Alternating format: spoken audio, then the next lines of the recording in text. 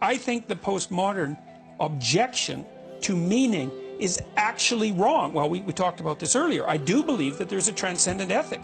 And I do believe that it touches on the metaphysical. I believe that people experience that because people are perfectly capable of having unutterably profound religious experiences. And the naturalistic materialists don't know what the hell to do with that. They have no idea what to do with that fact. Say, well, it's delusional. It's like, well, hang on a sec. People who have those experiences appear to be more successful and healthier. It's like, so exactly in what manner is that delusional? And if you induce it in the lab with psilocybin, for example, among people who are dying of cancer, their fear of death goes away.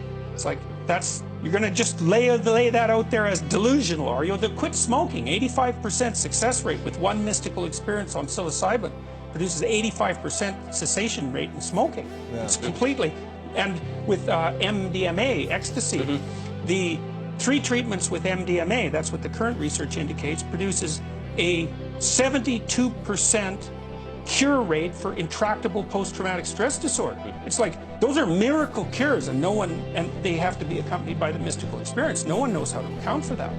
And so there is a transcendent ethic. So it's a very physical thing. I mean, in a case like that, you talk about ayahuasca or any of these things, right? You're eating something, you're ingesting something, smoking it, whatever it is. It's physical, it's here and now, but the experience is metaphysical. Sure, that's a place where the biological and the transcendent touch, and we don't know what to make of that. Yeah. Well, that's why psychedelics threw our whole culture into such a flip this upside down. No one knew what to do with them.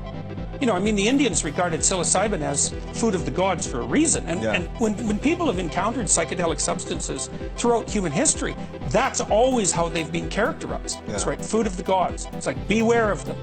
But they open the door to the transcendent.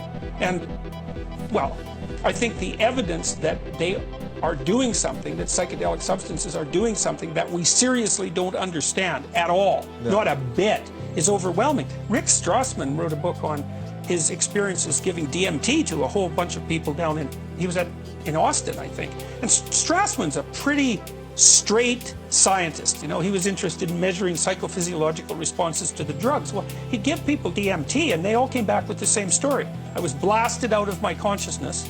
I met a whole bunch of alien beings. They were really surprised I was there, and then I came back, and it was the most real thing that's ever happened to me. And Strassman would say, well, you had a Jungian archetypal experience, or it was a dream, and they'd say, you don't understand. Yeah. And he got so distraught because of these continual reports that he had to stop doing the research. Yeah, and I'm not making a claim for anything metaphysical here, but I'm definitely pointing out that there are undeniable realms of human experience that involve religious experience and a sense of the infinite transcendent that look like they're healthy and that you cannot deny.